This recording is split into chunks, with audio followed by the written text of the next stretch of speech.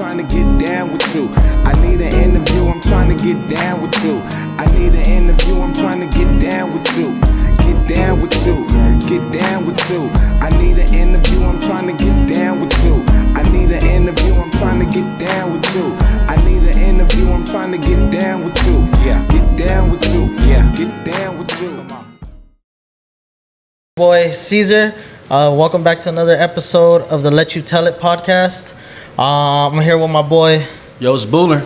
And we're here with a very, very talented guest. Hi, my name is Valleri. I go by Vida Tattoos. All right, thank you for coming on the podcast. We really appreciate that. Yeah, thank you guys for having me. How you feeling today? Everything good? Shit, I feel a little nervous. Okay.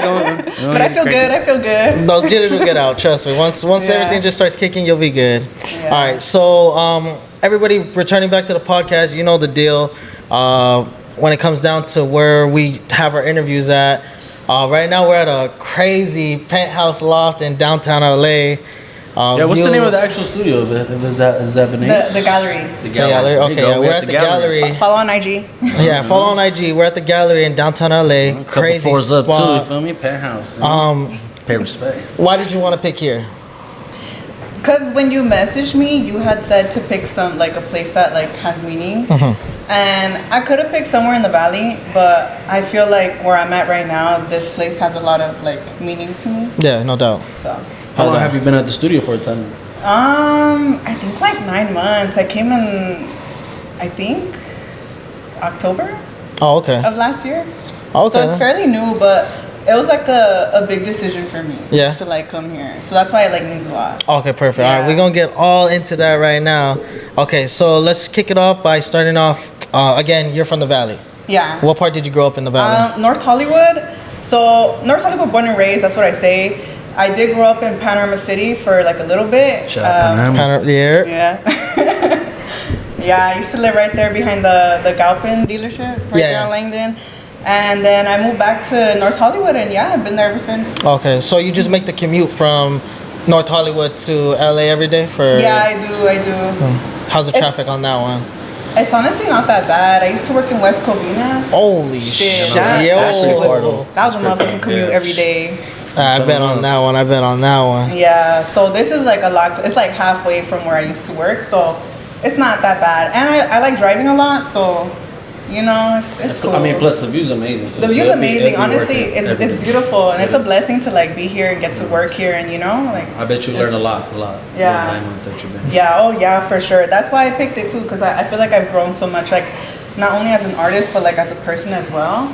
So yeah. Okay, perfect. Okay, so growing up in North Hollywood, how was it right there? Because I mean, like we said, we're from Panorama City, so like we know like on that side of the freeway, it's totally different from our side, you know? Yeah, it is. So I come, like a lot of people, you know, Latinos, I come from immigrant parents, so obviously like we never like grew up in like nice areas and stuff like that. So I grew up I don't know if you guys know. Should I give out street names or not? Yeah, go ahead. I grew up like in usually around like Laurel Canyon and stuff, but Laurel Canyon be active for sure. Hell yeah, no doubt on that one. Yeah, like right there. I don't know if you guys know. Fuck, what is the street? I'm like drawing blanks right now. Fuck, I don't know, but it was. So you grew up in apartments, basically, like. Yeah, I jumped around a lot. Like when I was little. My dad had like hella anger issues, so we would always get kicked out of apartments because he would fight with the managers. I mean, like he would get in physical fights and shit. Oh, like not he would get in physical. Yeah, okay. so we would always be getting kicked out and shit. And when I was like in elementary school, we moved to like Panorama City, and we lived right there on Langdon. And I lived there for like a good amount of years, and so I remember a lot of like the trauma was like there. Yeah, that's exactly what I was gonna say. Because I grew up on Blythe, and you know, same thing. A lot of like trauma and like crazy things happened right there for me. So how was it for you on that street? Because I know back in the day it used to be really active. You know? Yeah, it was. Well, I kind of grew up a bit like sheltered, but not really. Like you know, when it comes to like immigrant parents.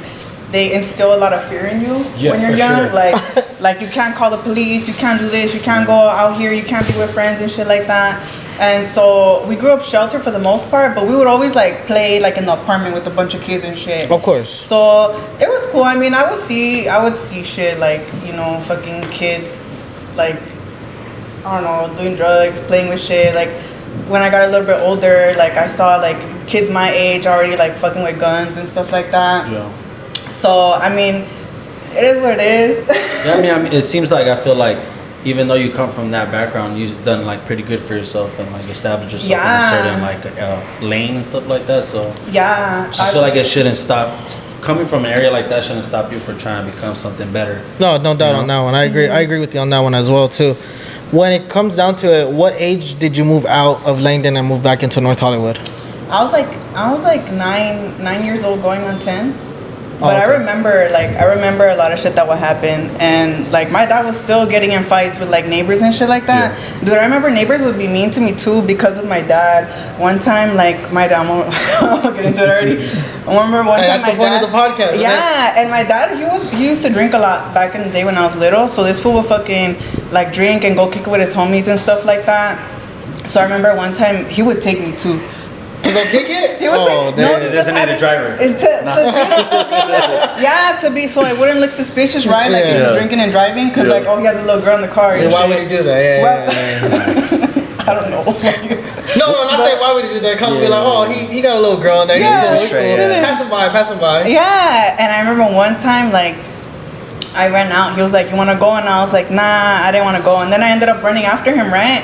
And I let like all apartments, like it's gated and shit. And I remember I left the gate. My dad already left, so I was outside like in the back parking lot, and it was like pretty active there. And I was a little ass girl, and I remember I was trying to get back in the apartment, and I saw this guy that was my neighbor like fucking going up the stairs and shit. And I was calling out to him, and I was like, "Can you open the door?" He just laughed at me and left me outside. That's fucked up, right? I was 9 years old. You were 9? I was 9 years old, and there's hella fucking dudes outside and shit, and I'm over here fucking like crying. I had no phone or nothing, and this dude just laughed at me and didn't want to let me back in because he had beef with my dad. Yeah. Why you gotta take it out on you though? That's fucked what up. I'm saying. Shout out trauma. Shit, I know, right? That's fucking. Oh hell yeah! We would have a lot of shit. And we grew up coming a lot to like South Central. Because I have family in South Central too, so we would always like be out here everywhere, honestly. And shit was always active out there too. How old were you when you first noticed like tattoos? Honestly, I was like in high school. I was in high school. It wasn't young because, like I said, I grew up sheltered. Mm-hmm. And, like, for me, it was always, like, I couldn't do anything bad because I had to get my parents' papers as soon as I turned 21, you know? So were you, like, a straight-A student and all that? No, fuck no. Oh, shit. Fuck she just said she was not trying to get in trouble. I wouldn't get in trouble, but I wasn't good at school, dude. I would struggle. Like, I would fucking first of all, I was in ESL classes. I had to go to Saturday school. I had to go fucking after-school tutoring. They did all that shit. Like, you know, like they would have free programs, and I still wouldn't fucking learn. But it's because it was like, you know, I fucking... You were dealing with a lot too, though, I was dealing with a lot, like, at home, because, you know, I don't know, a lot of shit happens at home and stuff. Yeah. And then going to school, like, all my life, I was, like, fucking bullied. Like, I was bullied. I feel like you look like you got hands. Like, you I do now. She said. She's like, what's up? Y'all want to run that back or what? Yeah, but like I was severely bullied in middle school too, because I went to Sun Valley, like all the little fucking cholitos and cholitas would fucking punk on me. The whole class would fucking punk on me and shit. That's crazy you say that too, because I've noticed that like back then, like people would be like using the word chunti and stuff like that. Yeah, I used to use that shit all the time, But then now, like the culture, like it's like everyone's accepting of like the Spanish music and stuff like that. So now people like it's like you don't see the lines like blurred. It's cool to be a paisa nowadays. It's totally cool to be a paisa. I mean, I always liked Spanish music because I grew up on it. But like I saw like sometimes I would like bump something and people at school would be like, "Oh, you listen to that?" That's when like reggaeton was popping. So I was like, "Don't know my daddy Yankee and stuff like that." And people were like, "Bro, you listen to that?" I'd be like, "Yeah, it's people banging." Fucking with that. I was one of the ones asking that shit. Like you know, I like bumping and folks be like, "What is this?" I'd be like, "That's crazy," because now the same people that were saying that are all like in boots and like look down and stuff like that. So it's crazy to see the culture like shift over like that. But I think it's dope though. It's good for us. It is dope. Yeah, fuck yeah. I mean, because then I feel like there's not going to be a lot of kids that went through through like the trauma you did, like people bullying you, and like because of the way you talk or what you like listen to. Yeah, like and kids were fucked up too, cause like I said, like we didn't grow up with much, right? So like I would always wear the same shit. Like I would always have the same sweaters, same clothes. Obviously, cause we didn't have money to buy shit. Yeah. And kids would fucking punk on me for that. Like you wear the same sweater every day, or you fucking have the same shoes. Los Angeles, LAUSD, like public schools are ruthless. I'm not gonna lie. Hey, but hold on. I'm gonna agree with you on that. But they made us the people we are today. Yeah. Yeah. Because nowadays bullying ain't there no more. And this whole cancer culture bullshit, like nobody getting canceled. I'm cool with all that. Ain't nobody getting canceled. I think that whole fucking cancer, my bad. The cancel culture is fucking stupid. Cause like for what? You know, everybody has different like ways of thinking and seeing things. So like. Yeah. You know? But I feel like people that grew up from the same background or just the same like type of places, they understand each other a little bit more. Yeah. Because the internet's one place, you gotta remember that, and then the outside is a whole other thing. Yeah, you know? no, like for you can be popping on Instagram, but are you really outside though? Like, do people know who you are? Or, like, do you see what's happening? You know? Yeah. Mm-hmm. So that's how I feel. With you getting bullied though, were you an only child or did you have any like siblings? I had an have an older brother and a younger sister, so I was the middle child. Oh shit! I was the forgotten one. Hey, It's always like that. I've heard that before. No, I'm the oldest. I'm the oldest. I'm the fuck up. Damn. Yeah, no, but honestly, I feel like the middle child always gets their shit together first than anybody else. Yeah. Because you don't have no like shoulder to fall on type. Yeah, no, exactly. What's the age difference between we're like all your siblings? Two or like a year and a half to 2 years apart. So when you were getting bullied, you didn't go to your brother and be like, "Hey, fool, they're bullying me"? Nah, hell nah. I wouldn't. Nah. You were too proud for that. Yeah, it kind of was. I would just keep it to myself, you know, because like there was already a lot of problems going on at home, you know. So like the last thing I was gonna do was fucking bring up problems I had at school, because then I probably would have just gotten beat for that. Hey, it was like that for me. Like with my family, like if you were to get in a fight or if you were getting bullied, what my mom used to do which my grandpa did to her.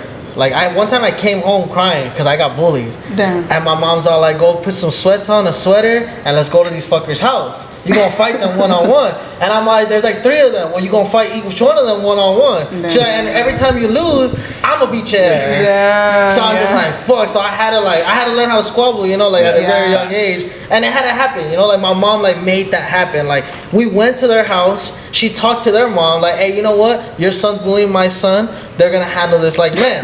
Bring him out, and they're gonna fight." And then we go to the next person's house, and it's just all like, I made sure I didn't lose because I didn't want to ass beating from my mom. You know, like that's more embarrassing right there. You know, so it's that tough love that you have to like live through and stuff like that. You know. And you know what I also learned? Like our parents were going through their own bullshit too. Yeah, for sure. So a lot of, cause I grew up in like a violent, you know, home. Yeah. And so like violence was normal to me. Like me and my siblings would like fucking fuck each other up. And I mean fuck each other up too. Like we'll fucking fight. We would chase each other with fucking knives and shit around the house. Holy shit. Yeah. And then when we would get caught, like my mom would beat us, you know? Yeah, like what are you doing? Yeah. And then my dad would come home and then it would just be that'd be another one. That's another ass beating waiting. Because my mom had hands, and then she was like, "Watch when your dad get home." And I'm like, damn, that's when the Cincho came out. I'm like, God. Yeah, dude, it was fucking. Shout out trauma. And then that was already coming home mad as fuck because of some bullshit from work. And then my dad did construction all his life here, so that fool was always mad coming home. He didn't want to fucking listen to anybody's bullshit. He never gave a fuck. Yeah, he just wanted to come home, eat, and sleep. Exactly. The food had to be. Maybe that's how he got his stress out by beating like his children. I feel like that's how parents got off back then. No, yeah, exactly. Because like I have 2 kids, right, and like I'm really not into. You beat them too or what? Nah.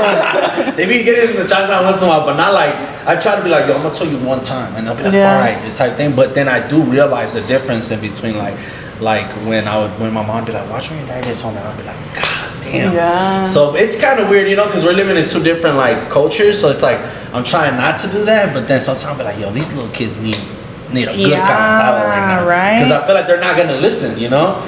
But then cancel culture, I don't want to get, you know. It's difficult. I mean, It's a thin line you gotta walk. It is a thin line. And I don't think like abuse is ever okay. You know, like coming from my past, because I've already been there, done that. But when it comes to like hitting kids, like nah. I mean, like you slap the little hand, or like a little yeah. But not to the point like abuse the is hanger not okay. or the fucking cincho. Like that's crazy. Abuse is not okay, but ass cooking here and there is well deserved, especially for these kids nowadays that have no respect for anybody. Like an ass beating is needed. You know what I'm saying? And I feel like sometimes I feel like I have to do it because if not, my kids are gonna go out to this world and someone else is gonna hit them in the mouth. That was literally what I was about to say. That's literally what I was about to say. My mom used to, I don't know if your mom ever did this, my mom used to beat us and then she would cry. She would cry and she'd like, me duele más a mí. Yeah, my father showed me his hand, like, you see this? You see this? It hurts me more than you. I'd be like, bro, you tripping, bro. I'm hurting right now. Or my mom had this one that, the little, but once I got taught, I'm like, you ain't doing that no more. Dude. Nah, my mom had the paleta. She would smack her fucking hands or like anywhere she could. You used to go like this, and then with the ruler, boom. Yeah, I remember one time my mom really fucking got me because I was in like elementary school. And I think I was in like fucking first grade, and I was learning how to write my fucking name or some shit, or learning how to do 2 + 2, and I couldn't get it right. Like I couldn't get it right. And I got mad at you for that. She got mad at me, and then I got mad, and then I had my pencil. I had my only pencil, and I broke it, and she heard me break it, and she got fucking mad. She beat the shit out of me. But now I understand. I mean, it's not okay, but like, they didn't have money, you know, and I'm over here breaking fucking the only pencil I had and shit. Yeah, you're right. I do see the spoiledness in the kids nowadays than what we grew up on. Yeah. And like, my mom would put like a little wooden spoon and like, you don't do your homework. I'll be like, alright, whatever. Right? A wooden spoon? A wooden spoon.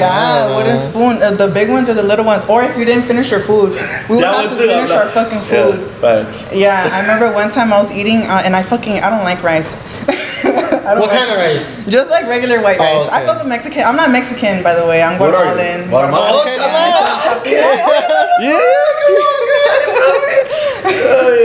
Yeah, so I remember one time I didn't want to fucking finish the rice, and so she's like, I'm gonna go take a shower, like I'm gonna be back and like check on you.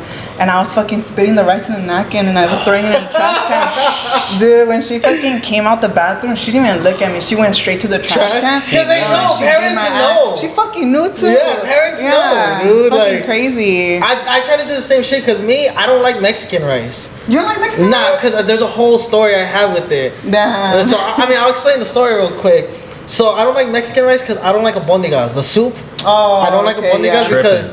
Bro, no. So listen to the story. I don't like it either. Yeah. So one day, my grandma used to work nights. So my aunt Michelle, rest in peace, she used to watch us as us growing up as a kid. So one day, she was watching us, and my grandma would always have dinner ready for us. You know. Mm-hmm. So when she left, you know, we would eat, shower, go to sleep. I had ate at a friend's house. I came home. My aunt goes like, "Your bowl's right there." I'm good. I'm already ate. Your grandma made this. You're gonna eat it. I don't want to eat it. Like I'm good. She shoved it down my throat. Damn. She shoved it down my throat. I was eating it and I threw everything up. Till this day, I can't smell Mexican rice. Nah. I can't taste it. And then even like when I used to live with my grandma, when she would make albondigas, I would tell her, "Let me know when you make albondigas, because I ain't coming home till the nighttime, till everything's washed." Because just that smell will get to me, and I'm just like, let me throw up real quick, you know? Yeah, that shit trauma. That's crazy. You think about that now, like fucking shoving food down your throat and shit. That shit is wild though. That shit is wild. I remember one time my sister didn't want to eat and my dad got mad. We had glass plates. He fucking threw that shit above her head. He didn't hit her. He didn't hurt her or anything. He missed. Cut that out. Granted, he missed. Trauma. That's exactly what we're talking about. Too, bro. I think we're talking about too much. He wasn't aiming for her head or anything. He was aiming for the wall. Hey, everyone's gone through that. I'm telling you, the apartments got so much. If the walls could talk, man, they'll be crazy. It'll be crazy. And the thing is, look, we've gone through stuff like that. And there's kids that have gone through even worse. Yeah. You gotta think about shit like dude. Pobrecitos. Like I feel bad sometimes. Like I'll be on TikTok and like. Did you just see what happened in Pacoima? Like that one dude. There's the autistic kid that like broke. Yeah, I did. And he smacked him. That's fucking crazy. crazy. The internet came with that's fucking crazy. The Hell thing yeah, on his go find that fool. My boy's pulled up to his job, he wasn't there though. Yeah, motherfucker should be hiding. Nah. That's one thing I like. I'm not into. I'm mind my business on the street, but like if I see somebody like being real like disrespectful to a kid or like abusive, I'm like, yo, bro, like what is you doing? Yeah. Oh no, like if I see some shit outside, like I'll speak up. I'll say some shit. Yeah, like I hate that recording shit. Like, oh, I'm just like the person who recorded it. It better be like a older lady or something. Yeah. But if it was a grown ass man and he didn't smack the shit out of him. Yeah, I fucking. I would have put the phone down and it's on and cracking at that point. So she's telling you like the kid has autism. Like she's telling him, and he just boom slapped the kid. I was like, bro, what the fuck? Like everybody in the valley was like. They were I've never seen that shit spread like wildfire. That's why you gotta be on your P's and Q's out here. I'll be telling everybody, be on your P's and Q's because you never know. Who's gonna catch you? There's so much cameras, there's so much this and that. It's not like back then. Back then you could get away with a bunch of stuff. Nowadays, like everybody got a phone. There's cameras on the street, cameras on the stores, like for real. Yeah, karma's a bitch too though. And if you don't get caught by a camera, karma always comes back. And facts. That's crazy though. Like, how are you gonna go fucking walk up to some kid and as we're talking about our parents used to beat us and shit? Oh my god, trauma. That's another thing too. Like the thing is, your parents did that, but like if someone else would have done that, they would have killed them. You know, like you feel me? Or like you and your brothers like and you your put sisters. your hands on my son or daughter. Like what the fuck? Like I'll call my like little brother or something like, man, you're so dumb right now, or like idiot. If someone else calls them that, it's like it's on. So it's like what's up? It's on go mode. It's just how we fucking grew up. It's fucking crazy. Let's get into this tattooing shit though. No, this trauma shit. Start crying this motherfucker. Fuck. You are gonna cry too. Oh shit. So emotional. At what age did you start actually like noticing tattoos and start like oh damn, like that looks crazy and stuff like that? I was in high school because like I said, like I grew up very sheltered. Like I wasn't allowed to like get in no trouble or nothing like that. And you know when you grow up like that, when you get that little ounce of freedom, you fucking I'm out. You like, hop on it. What the fuck am I? You know what's up? What am I doing now? Outside. Yeah, exactly. So I was in high school and I got into. It's funny because I would draw and shit, and I never thought of tattooing like that. Like I would just like drawing. Yeah. And then I remember somebody, like a friend, told me like, yo, you should be a tattoo artist. Yeah, facts. But I never thought of anything like about it. Yeah, you didn't think too deep about it. I didn't think too deep about it. I was like, yeah, whatever. Like, I'm gonna figure it out. Because when I was little, when I was a little girl, you know when they ask you, like, what are you gonna be when you grow up? Yeah. My first thing was artist or a veterinarian. Yeah. So, obviously, when you think artist was still in there, at least for you, yeah. For sure. You try to take care of perritos, you feel me? Yeah. And so, like, you know, when you think about it at that age, it's like, okay, what's gonna make me money? Like, what's gonna be a successful career, right? In my head, I thought veterinarian. Yeah, you know? No doubt. Hell, I went to school, I went to college and all that shit, and I was like, this is not for me. Because I was never good at school. Same. So yeah, I like... Tattoos piqued my interest, and when I turned 18, I got my first tattoo and shit, all hidden from my parents too, because I wasn't allowed to do shit. Like I'm telling you guys, like fucking anything would have gotten my ass beat. Yeah. And so I got my first tattoo, and I was like, okay, cool. It wasn't until like I started dating an actual tattoo artist where I saw like, damn, like this was making money off of like his art, you know, like making a living, like you make your own schedule, like. You do whatever the fuck you want. You got to see it at first hand, like how he was doing. Yeah, for sure. Yeah. Wait, so how old were you when you got your first tattoo? 18. 18? And what was it? It was a little black rose.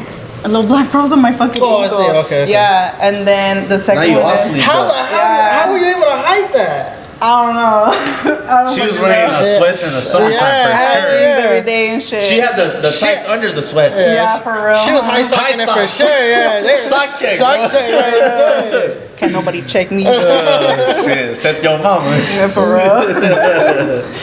Okay, so then you started dating a tattoo artist, and then you started actually seeing everything, like the benefits and all that, right? Yeah, I was like, damn, this is like dope, like fuck. And then I asked him to teach me, and he didn't want to teach me, so I was like, all right, bet, whatever. We broke up, and then I was like, I'm gonna fucking learn on my own.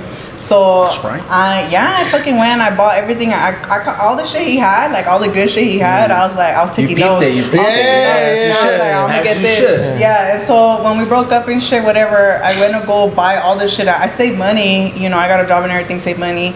And then I was like, fuck it. And then I got all my shit and I started tattooing from my house fucking. Now that I think about it, like I'll bring random ass people to my fucking bedroom and shit, and just tie them up. My fucking family, like in a 2-bedroom apartment with like my entire family and shit. There. Everybody there, fucking. Everybody's like pinche sala and shit, and yeah. Like, I'm like, what were my parents thinking at the? My parents are probably just happy that right. They knew, but they're probably just like, well, finally she's doing something, you know? Yeah, for sure. Because I didn't know what the fuck I was doing.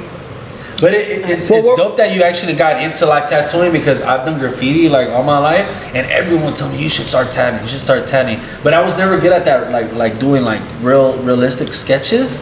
So I let that stop me, you know. Yeah. But everyone always told me. But then when I see like the industry, how it's grown, and how like people are really like making a living, it was like, damn, like I slept on it. And it's never too late, I feel like, to do anything. But it's dope that you actually went all in on it, you know.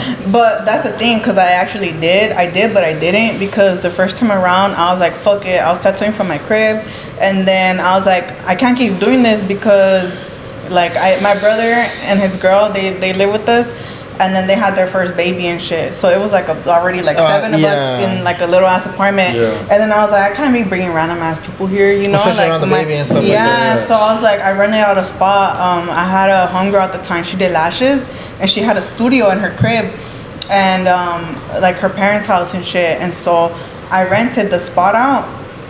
But it wasn't consistent, and I was by myself, and I don't know what the fuck I was doing. Yeah. So I was just like fucking, you know, doing what I thought, and it was like the blind leading the fucking blind. I don't know what the fuck I was doing, and then I kind of was like, fuck, like it's not consistent enough, and I'm over here fucking spending on a freaking, you know, like renting a spot. Renting a spot, and I'm not even fucking breaking even. Yeah. So because you're not trying to tat every day, or you're not getting enough clients to like. And I didn't know what I was doing, so it was like, you know. I was like, fuck. And so I kind of just let that go. And so before tattooing, I was a makeup artist. Okay. So that was my form of art. I love doing makeup. I freelance and everything. So I stopped that, and I was like, all right, fuck it. Like, I need to do something. Like, I need to fucking make my money and shit. So I went back into being a makeup artist. And that was cool. And then from then, like, I did, when the whole pandemic happened, like I got laid off, and then I did construction for a little bit with my dad, and then I did construction. Yeah, I was fucking with that nail gun right there with the fucking carrying the motherfucking 4x4s and fucking 6x, like doing all that shit with the steel toes on. Yeah, all that fucking shit. Shout out women empowerment, you feel me? Period. 100%. Shout out to all the fucking women out there, the boss ass bitches. Hell yeah. How is it being a woman in the industry? Like touch on that. In tattooing? Yeah. Now I feel like it's a lot easier because there's a lot more women in the industry. It still has its ups and downs, right? Because it is a male dominated industry, and there's a lot of shit that goes on. Like, you know, there's a lot of men in the shops, and then, you know, I don't know. Sure. It's the alpha male. Yeah, it's a lot of men. There's a lot of, I feel like there's a lot of like fucking men talking down on women, or fucking sexually assaulting, or like just men with power thinking that they could tell you whatever because you're a girl, you know, or like fucking talking down on you. Or you think to be on their sack because like they got clout or something. Yeah. So it's like it's a lot of shit like that. But I feel like throughout the years, especially now, it's gotten a lot easier because there's a lot more women in the industry, and because it's gotten like bigger, like everybody. Expanded, everybody be tattooing now. Like all these people, like you see it on TikTok, on IG. Like all these people are like learning how to tat and shit, and it's cool. It's good. Like, hey, fucking do something with your life, you know. But it's been. I mean, I've had my little things here and there in the industry, but honestly, it's been cool. Has there ever been a point of time where like you wanted to give up, but there was something that was like pushing you or motivating you to like, no, you can't stop, like you got to keep this shit going and stuff like that? Yeah. I mean, what motivated me when I wanted to quit was that I already fucking quit once. And I was known, like, all my life, like, I was a job hopper. Like, I never stayed at a job longer than fucking 8 months. Same. Like, I did every fucking industry. I worked in food, retail, makeup, fucking gardening, warehouses, fucking construction, all that shit. Like, I could not, because I didn't fucking like jobs. So as soon as somebody told me some shit, I'm like, all right, fuck you, I'm out of here. Yeah. And I would leave on the spot. I feel you. Yeah. And so when I did the tattooing and then I let it go and I started working 9 to 5s again, before I got back into tattooing, I was working at a office. It was like a hospice where people go to die and shit. But I was in the office, so I wasn't dealing with that. But they let me go from one day to another, and then I was like, well, what the fuck am I gonna do now? And so I took it like a sign, like, fuck, like, this is me, like, it's my time to get back into art, to tattooing, and to, like, go all in. So when I went all in, I was like, well, fuck, I can't give up now, or else I'm gonna look like a fucking loser, like. For sure. You wanted to prove to yourself, I feel like, more than anybody else. Yeah, and then it was like, when I kind of let go of that dream of tattooing, it was kind of like, damn, like. A piece of me died, kind of. A piece of me died, and I even remember telling myself, like, damn, I guess I'm never gonna fucking do this. And then when I got back into it, I was like, fuck that shit, I'm gonna do it. Yeah, like, I'm gonna do it. I mean, yeah. Every time you bet on yourself, you'll never lose. Exactly. 100%. Because I've gambled a lot of money and lost, but every time I bet on myself, I never took it. Yeah, no, for sure. And I learned that shit too. So it's, you know, I completed a year of officially, like, tattooing consistently in last month, June. A year. Okay. Wow. Yeah, because I learned, and I was doing it on my own, but then I let it go for a few years, and then I recently, like a year ago, got so back. So you've been going hard for a year. Yeah. Because we're looking at your page, I was like, yo, she got some I thought you were doing it for like a couple of years, or no, it was just like a year, like literally a year last month. Oh, okay. Then. Yeah. That's dope. So it's just, you're still kind of fresh. I mean, honestly. I'm still brand fucking new. I'm still learning, you know, and it's hard, but at the end of the day, like, everything in life is hard. Yeah. Being broke's hard, being rich is hard. Exactly. What do you want? You feel me? Exactly. And fuck, I don't want to be fucking broke. Nobody does. Amen. I'd rather have my feet hurting in my pocket. Hell no, 100% on that one. Better, you know, do something with your life than not fucking do shit and just let your dreams fucking, you know. How'd you find the gallery, or how'd you stumble upon it? It was crazy because I was at another shop, and I was in West Covina, and it was just, I had a lot of shit going on. Like, I was in like a very like toxic and abusive relationship, and then and it was just like a lot. Like, I wasn't making money, and I was driving out there. I was doing like 80 miles a day, 6 days a week. God. 9 a.m. to fucking 10 p.m. Feel like your tank every other day. No life. Yeah. And then no life, you're getting distracted by other things. You don't feel your best. Dude, and I was getting physically sick. Like, I was getting physically sick, and I was stressed, and I was like, fuck, like, I can't do this. Your body was giving up pretty much. My body was giving up. And then I was like, damn, like, fuck this. Like, at the end of the day, like, you're nothing without your health. So health is wealth, for sure. Exactly. So I made the decision, and I was like, fuck, like, I gotta leave. And I was debating it because I was at a really good shop, and with a lot of well-known artists and shit. But I was like, fuck, do I stick it out and stay here, or is my health more important to me, you know? Or like, I had a lot of shit going on too. It's a very hard step too, though. It's a very hard step, and then that's something like you have to take time on, and like really have like days to yourself to like really think about it, and think like, okay, if I take this risk, is it gonna pay off, you know? And sometimes you just gotta take that leap, you know? Yeah, and that's exactly what it was. And I was feeling like that for some months. So hopefully they don't watch this shit. So they would go by percentage, right? And since I was like apprenticing there, I was like, oh no, like, I'm not even charging nobody. Like, I'm tattooing for tips. So that was a way for me to get cash and not have to break them off. Yeah. So I did that for like 2 months, and I like fucking saved up like $5,000. And then I was and then for like literally I was like done with it, right? I was like, I couldn't do this no more. I talked to a homegirl, and then she's like, I get it that you're learning there and all that, but like, why can't you just do that here in the valley? And then I don't know what she said, but it kind of clicked in my head, and from one day to another, I was like, all right, fuck it, I'm a dip. Man, I dip with no plan.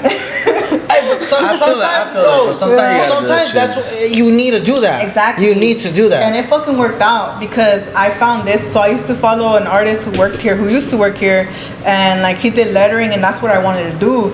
And so I had been following him, and then I had saw like the gallery pop up and shit, and so I was like, oh, let me check it out. And I was like, damn, all the artists were good here. And I was like, damn, okay, like, fuck it, and honestly, I saw a private penthouse, and I was like, man, like, I'm fucking barely coming out of my apprenticeship. Like, I low-key don't even know what the fuck I'm doing yet. Like, I don't even know how much the rent is gonna be. Like, I don't even know if I could fucking do it. Like, I still got bills to pay. And I was hella doubting myself. And then I kind of thought, like, you know what, fuck it. Like, I was hitting up shops, and I was like, fuck it, I'm gonna hit them up, and then if they respond, cool. If they don't, then cool. Yeah. And I hit them up, and then what are you gonna lose? Exactly. And what's the worst they can say? No. Exactly. And I was scared of the no. And it's funny that you said that because, like, you know how you're talking about, because I feel like I'm like that too. Like, I've never been able to stay at a job other than like 6 months.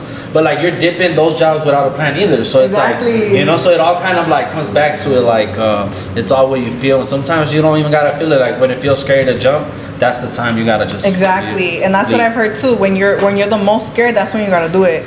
So and honestly, every time I left a job, like I always had another one in like the next few days. Just because you gotta know your worth. Type shit. And you know how to fucking sell. You gotta know how to sell yourself too. Like, you know, fake that shit till you make it. When it comes to jobs, obviously, don't fake who you are and shit. Keep it real. Yeah, exactly. Tell them you were a manager at Toys R Us. Be like, go ahead and call them. Who they gonna hit up? Go ahead and call them. Tell them you ran before at Circuit City. Like, who they gonna hit up, bro? You know what I mean? That's pretty much it. So I mean, that's what I think though. Like, sometimes when you're taking that leap, you gotta do it without having anything in mind, because sometimes, like, when you do have a plan, like, it doesn't work, and like, damn, I made this plan for nothing. But sometimes when you just take that leap, you're like, damn, well, I don't know what's gonna happen next. You know, like, that's when the great things come. Honestly, because you don't know what's gonna happen next, so you're open to like endless opportunities. You know, anything could fucking come your way. Sometimes you just gotta say fuck it. And that's what I always say. Fuck it. That's pretty much 100% at that point. Fuck it a lot lately. Yeah, me too. Got to. And it fucking worked out, because he hit me up. Julius, the owner, hit me up, and then we scheduled an interview. And then I was like, man, I'm gonna fucking come done up and everything to this interview. I'm gonna sell myself. I'm fucking talk like I know what the fuck I'm talking about. And they like told me how much the rent was, and it was like, I was like, okay, I could be here for like 5 months off of what I saved. So like for 5 months I have to at least fucking get something, you know? And I did it, and the first month I had no fucking clients. I had nobody, but I was still coming in, and I was fucking working on the fake skin. I was doing something, you know, to Plus you're learning from all these different artists that are here. That's another beautiful part I've seen about tattoo studios. I only have 2 tats, but like the homie Alfonso at his spot, like I'll just see all these dope people, and everyone has their own style type thing, and they all just come and they'll kind of see what you're doing. They'll be like, like they'll try to like give you little pointers and stuff. So that's exactly how it is, and it's fucking dope. So I was fucking coming, and they fuck with that, you know, because they saw that, okay, she's trying to fucking work and do shit. They saw the motivation and all that, you know. They seen like, well, damn, she has no clients, like she's not even here. But they seen that, well, even with no clients, she's still here trying to put in some work every day. Exactly. I feel that. Sometimes I like pop up with my the food like little spot I did, and sell 1 plate on a Wednesday, and then Thursday sell 2-3 plates, and then Friday sell like 10. And then they'll be like, why do you still come out? I'm like, bro, I mean, I have to. Like, what else am I gonna? 1 plate, I sold at least 1 plate. You know? Sometimes you just gotta keep that consistency, you know, even though no one's seeing your progress, or you're at the same spot for like a whole like 30 days and you're not moving, or the needle's not moving, but you still gotta show up and keep. Because if you don't show up, you're just gonna give up on yourself. Oh, but you're building up a clientele, like, was that like a little something hard to do, or no? Not, kind of, but not really, because thank God for TikTok. I would post my videos on TikTok, and I was getting hella like traction on TikTok, like nothing crazy like that, but I was getting like clients. All my clients were from fucking TikTok. I would ask every single one, and they're all women too, and every girl would be like, oh, I saw you on TikTok, oh, I found you on TikTok, and I'm like, okay, bet, like fuck yeah, you know, because my Instagram wasn't my Instagram's still not popping like that, but it's getting there. I feel like my Instagram's not popping. I mean, it's popping, and then my TikTok's like, nah, fuck that. Instagram's harder to like get like up there. I feel like I grew my TikTok faster because it goes to everybody. How do you feel? Honestly, I feel like TikTok's way faster. I feel like TikTok, you blow up quick as fuck on TikTok. Hell yeah. It just takes that one video, bro. I think that's what it took for me. One video. For an example, I'm old and I don't know how to like edit on TikTok. A good example. A shout out to ATM Danny again. Him, bro. It took him one fucking day, bro. His song blew up overnight, and look at where he's at now. Shout out ATM, bro. That bro's doing big things. Continue doing that. Keep that shit pushing, my boy. We coming up. And you know how you were saying like women hit you up a lot, and I think that's another important part too. Is like women kind of like, they kind of be like, okay, like, because some guys are weirdos, right? They're like tattoo artists, right? Then like, so they're like, you know what? They see you, and they're like, you know, we see you. They relate to you. They're like, all right, maybe feel more comfortable. Type thing, you know, especially like more intimate parts. Yeah, you feel no, me? for sure. And you know what's crazy? Like, you literally attract what you put out, like just your energy. And I've noticed, like on some deep shit right now, I've noticed I would get a lot of women who would be in like toxic relationships and shit, or like women who like would struggle with confidence, all that type, you know, because when you're tattooing people, like you're there for a minute and you get to talking and shit. And I would notice, like, I would get a lot of women going through same shit I've gone through, right? And then that's kind of when I realized, like, damn, I love doing this, because I get to fucking talk to these women who are going through shit that I've gone through, and I could kind of talk to them and just kind of even give them inspiration. Like, girl, I was there too. Like, I felt like I had nobody, I had nothing, and I couldn't get out of anything. But look at me now, you know? Yeah, they like, learn from you, you learn from them. Yeah. That's beautiful. It is beautiful, and it's like, damn, like, fuck, like, you know, like, I don't know, that's just dope. No, I feel you on that. It gives you that little like that little breath, like the like the money's you cool. feel good. You feel good after. Yeah. Like, what's that word? It's not passion, but I think it might be. I think passion. I think would be passion's a really word. good passion. one. Is it? Fuck. I guess so. I'm gonna think about. Yeah, it's passion because, like I was saying, like it's not always about the money. Sometimes it's like the little things that like you see in your job. They're like, man, this is the reason why I'm doing this. Yeah. Because the money's cool, yeah, for sure. The money's cool, but like, there's people that are making like more money than like us, and they're miserable. Hell yeah. So, 100%. Hell yeah. And it should never be about the money when it comes to like doing something you love, because if you do something you love, like the money's gonna come. No doubt. You know, like if you're out here putting work and doing what you gotta do, like eventually the money will come.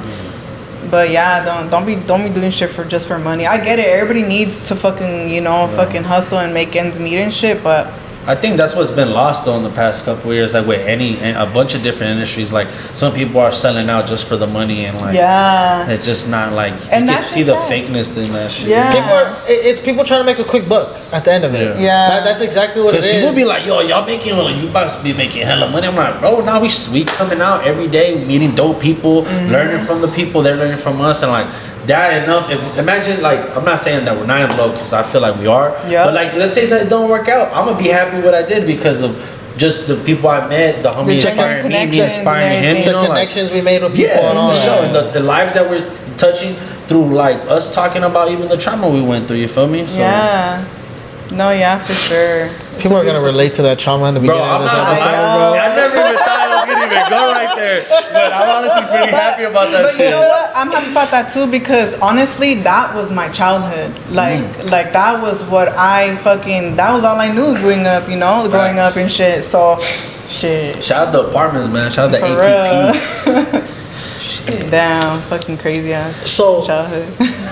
what has been like your craziest tattoo experience? Whether you tattooing, give me you tattooing on somebody and you getting a tattoo. Like, what has been your crazy experience? Crazy experience? Yeah. I don't think I've had a crazy ass experience like that. Oh, I did. One time, I was tattooing this girl, and she looked young and shit, and she came with her parents, and I was like, I'd bring her parents, but I was like, whatever, maybe it's a meaningful tattoo, because there was a name with a flower, and I was like, oh, it's probably meaningful, She came, whatever, I did the design for her, and then I showed her, and she was like, oh, can you change a few things here and there? And if you know about tattooing, like, it takes time. When it comes to designing, like, that shit takes time, right? And so I was like, okay, like, let me work on this, and I'll come back. So I took like an hour, because I'm still learning and shit. Yeah. I went back, I showed her, she was fucking with it, and then her mom was like, do you know how long it's gonna take? And I was like, yeah, I don't like that question, because it's like, it's art, like, what do you mean? Yeah. But I told her, the way she came at me was sideways, so I told her, it's gonna take about an hour to 2 hours. And then she's like, oh, okay. And I was like, all right, cool, whatever, come out here, set up and shit.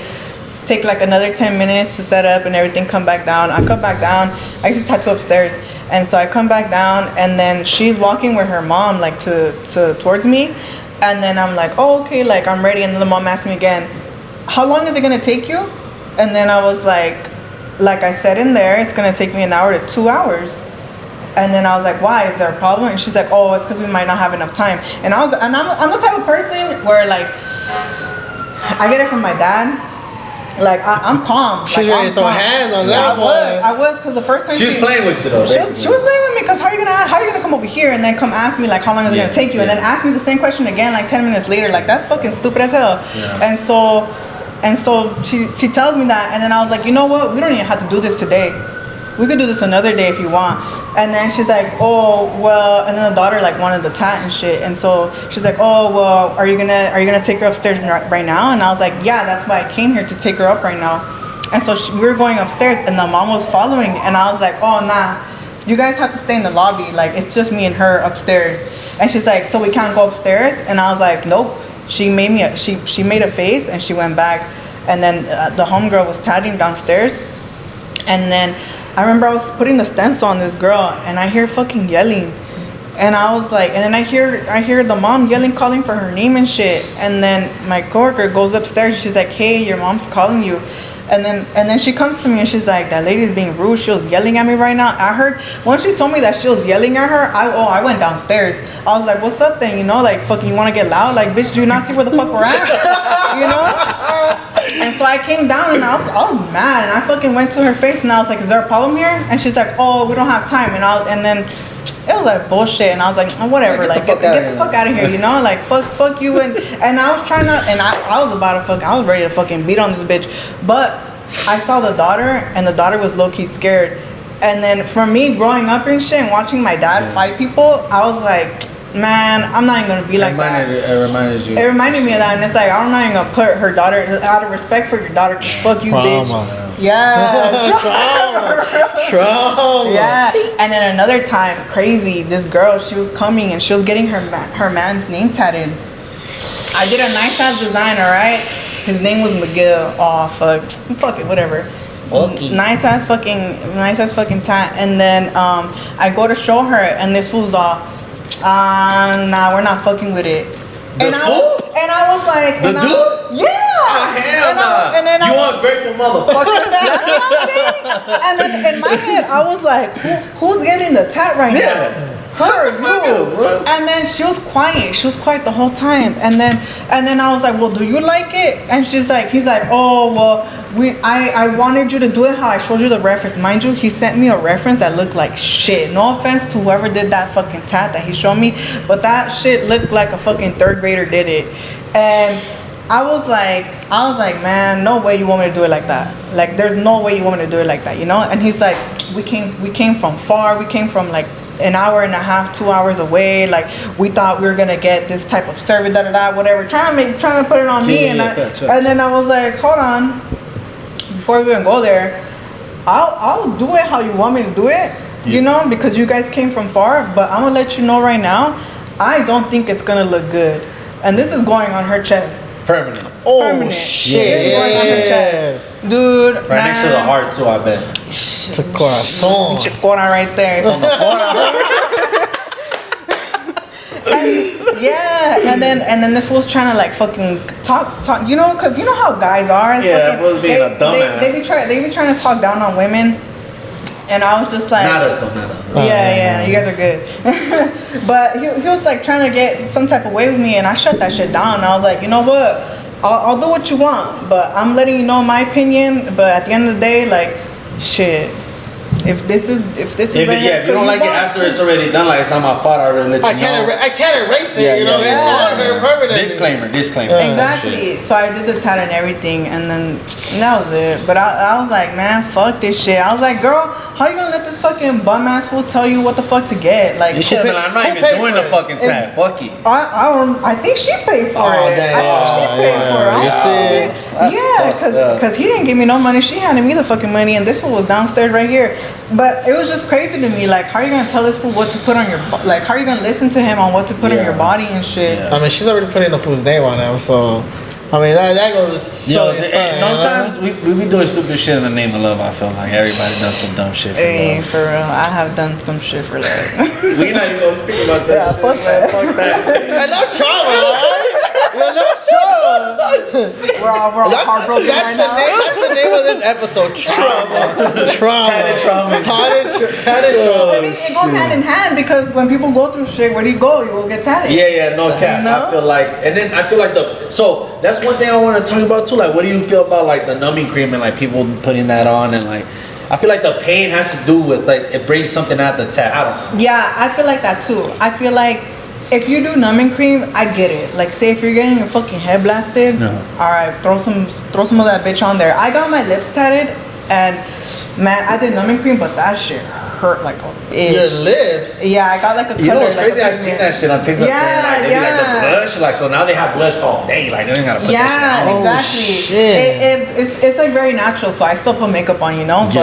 But so that color on your lips is the tattoo. No, this is makeup. No, okay. The color on my lips is like a natural pink.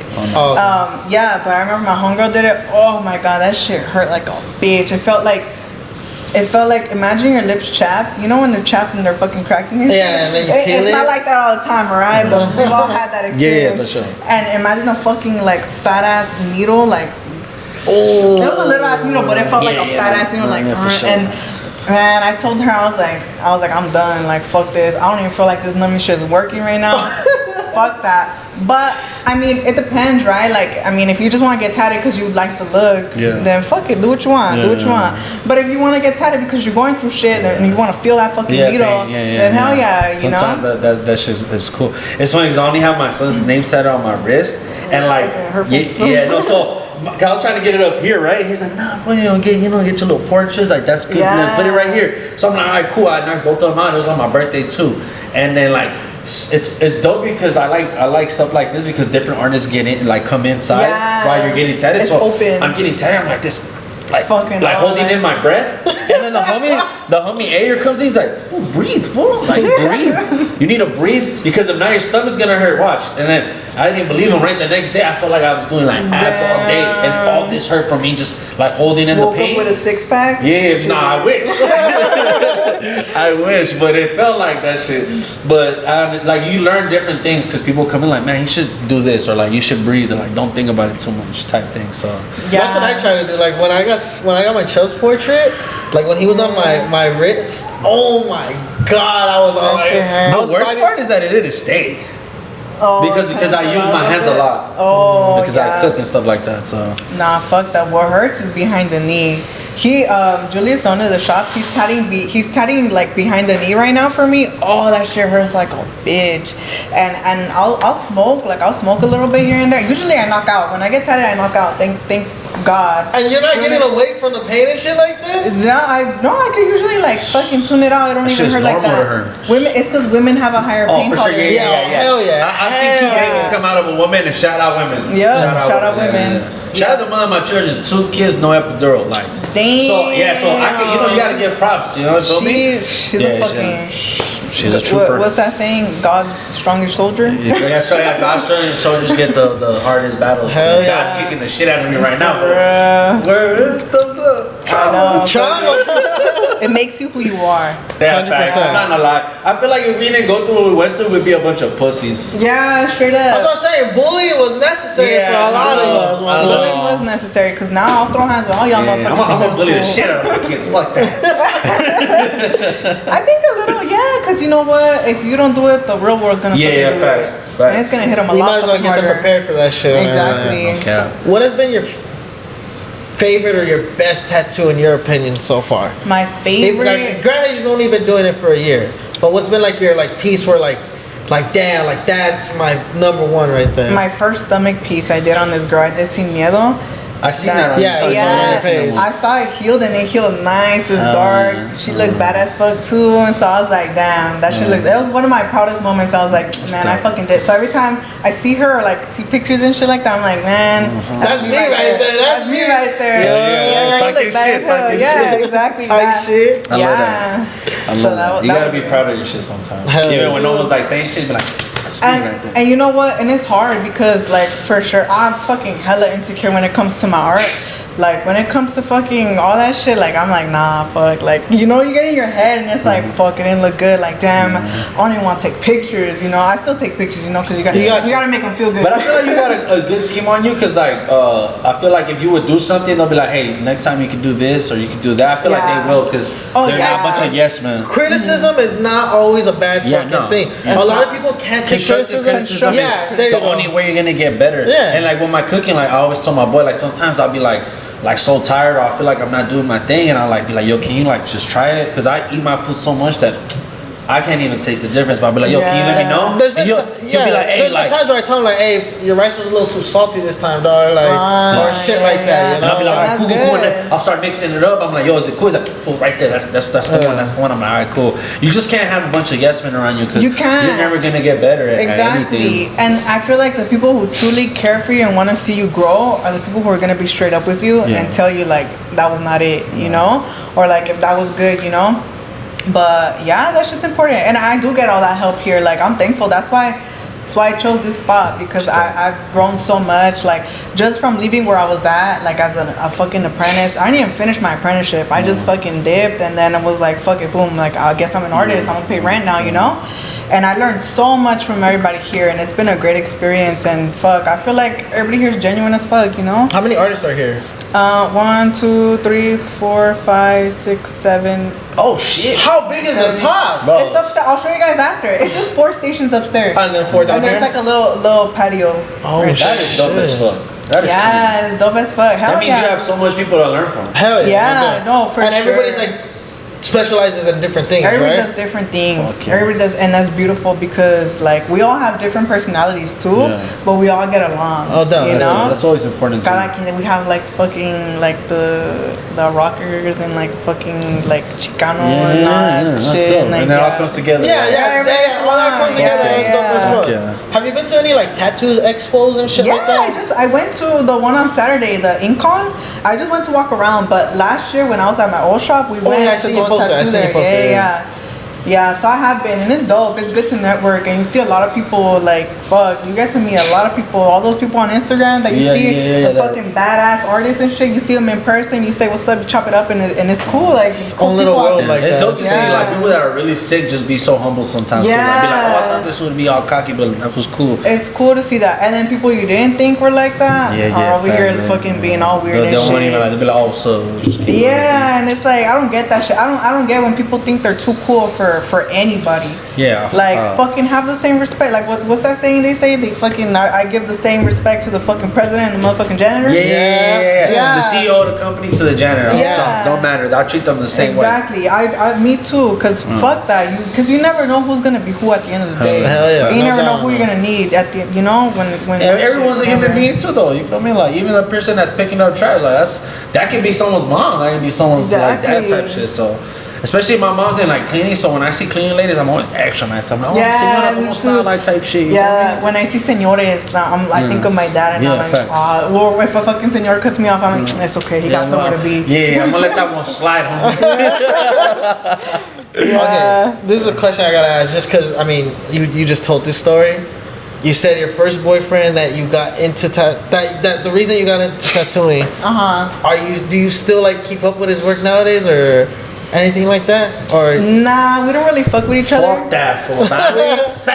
But he's known in the industry. Like he's good, you know. And I will never knock down on his. Like he's good, you know. I have his work on me and shit, you know. Like I can't. That's for life. It's for life. Yeah, he did this. He's good. He's a really well. Yeah, and this was one of his first portraits and shit. Oh shit! He practiced on me and it came out badass. For the free? Yeah. I'm not about to charge this motherfucking girl because I wasn't about to.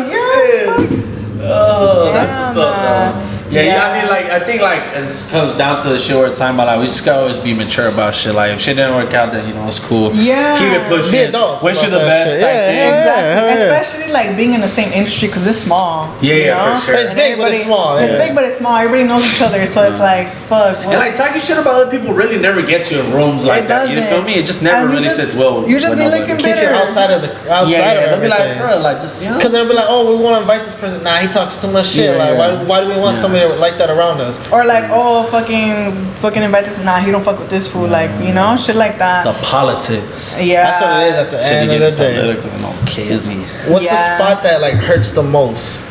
I know the back of the knee, but like anywhere else? The calf, the foot. The stomach be hurting too. I've seen how get his stomach tatted. Yeah, but I've tatted women's stomachs before, and they be chilling. Now we talking about the men, I guess. We talking about the men. The men can't handle the stomach. The elbow hurt a little bit. Yeah, hell yeah. Cause when he got like right here, I was like, like, bro, my shit fucking right there. Shit. And he had me bend my arm like that. So when he was doing it, I was like, fuck. I remember I even said out loud, I was like, what the fuck? And then when they say, let me hit you with the white. Oh my, getting hit with that white was more painful than anything. But they say the white hurts, but it just hurts because it's at the end of everything. Yeah, it's already where everything's starting to get swollen. Yeah. I remember like when I finished getting my Chubbs portrait, I was just all like, damn, this motherfucker hurts. But then after when it healed, I was like, damn, this shit was like 100% worth it. Yeah, you know? right. You feel like that after, and then you're like, man, this shit. Some artists have like a really light handle, and there's other ones that have like fucking heavy ass motherfuckers. You think the old schoolers have more like a heavy hand? Or okay. You think that makes the tattoo last longer, or is there any difference? I mean, when you're more heavy-handed, I feel like you're more prone to getting blowouts, right? Your shit looks all fucking thick and blown out. But I mean, I don't know, cada quien, because everybody has their own style. Because there's downsides of being like too light-handed too, you know? Yeah. I'm a light-handed person. And I've had the downsides of like I'll do something too light and it's like it doesn't stick, and then I gotta hit them with a retouch and stuff. But I mean, you want to have like the best pressure you can, you know. Without hurting them. And that comes. I feel like that comes with experience too. Yeah. You know, just knowing keep what. Doing it. Yeah. No. Yeah. For sure. Is there that? Do you have that one person that's always been by your side? That's always like kept you motivated to like keep it going? Yeah, I have my friend, like in the industry or like just in general? Just in general. Just in general. Yeah, I've had my friends, my homegirls, one of my best friends, Karina. She's seen me through every industry I've been in. She's been there since day one. She's been there since day one. Yeah, my homegirls, Sylvia, Karina, and then my mom. My mom supported. My mom's always supported, even when it was questionable. Like she's like, Mija, I don't know what the fuck you're doing. She's always believed in me, you know, and like, you know what? Shout out to moms for sure. Yeah, for real. She's like, if you think this is for you, like fucking do it, you know? Yeah. My dad, on the other hand, he be talking shit, but now he fucks with it. Now he sees the motion. I feel like that dad's always will be like that. They're like, man, what are you really doing? And it's because they see the money, and then they're like, oh shit, okay, you know, like. Or I feel like people Mija's making a little money right now. Or people like they just like you tell people stuff, and they don't see your vision except you, and then they're like, man, you're just crazy, or like you're just fucking up, get a real job, and then once they finally see you like established or even doing it, they're like, oh, like good job, like we doing, you know. And it's not even their fault. It's not even their fault sometimes, though. Especially when it comes, friends, whatever, they can stay on that side. But your parents, though, like sometimes they're like, sometimes you had to show them. You had to show it to them, you know, prove it to them. Because especially like coming from like, you know, parents that are not from here and shit, like they think like, oh no, you need to be a doctor, lawyer, you need to have a fucking office job or some shit to make it. They don't know about like fucking being an artist or being fucking. That's true. That's crazy. Whatever the fuck, like all this social media shit, like parents are barely getting caught up to that shit now, where they're like, oh shit, you can make money off that. Facebook Live. My mom be on TikTok. Oh, she be on TikTok. My mom be on TikTok sending me all types of TikToks, and I'm like, girl, go to bed. That's funny. Yeah. So we're getting to the end. We're gonna start wrapping it up soon. Is there certain shout outs you want to be giving out right now? You know, anything, anybody, any place? Yeah, I want to shout out like everybody who has like helped me out in the tattoo industry. For sure, shout out Julius, the shop owner. He's helped me out a lot. I feel like he's believed in me a lot. Like when I came here, I fucking had nothing, and he's taught me so much without it. And I was over here hiding that shit from him, like, oh yeah, I'm an artist, you know, whatever. No, but they can see. They can be here like this bitch don't know what she's doing. but sometimes like you gotta have the confidence though. Yeah, for sure. Yeah, and then low key I'm drawing blanks right now, but shout out to her. You know who you are. If you help me out, you know who you are. And I want to say another thing too. For all those people, especially like young girls and shit who don't know what the fuck they're doing in life, don't know where, like school's not for you or whatever, you like being an artist, whatever the fucking case it may be, always believe in yourself, because Like when you like you said earlier, when you bet on yourself, you're always gonna fucking win, you know. And a year ago from now, like I would have never thought I would have been here, you know. Like this was far from where I would have never thought, you know. And now I get to fucking wake up, be blessed, fucking come to work, fucking draw on people for a living, have this beautiful ass view in the background, and fucking just live my life and chase my dreams. Because I don't know why I said because, but you know what? Chase your motherfucking dreams. Because, I mean. That's it right there. That's it. That's how we're gonna end it off right there. We're going. We appreciate thank you for bringing us here. We really appreciate it. Shout out to Chapines though, straight up Guatemala in the fucking house. That's right. Thank you guys for tuning in to another episode of the Let You Tell It podcast. Again, I'm your host Caesar. Yo, it's Buller. And we out. Later. Don't forget to chase your dreams, baby. Period. Trauma. Interview, I'm trying to get down with you. I need an interview, I'm trying to get down with you. I need an interview, I'm trying to get down with you. Get down with you. Get down with you. I need an interview, I'm trying to get down with you. I need an interview, I'm trying to get down with you. I need an interview, I'm trying to get down with you. Yeah.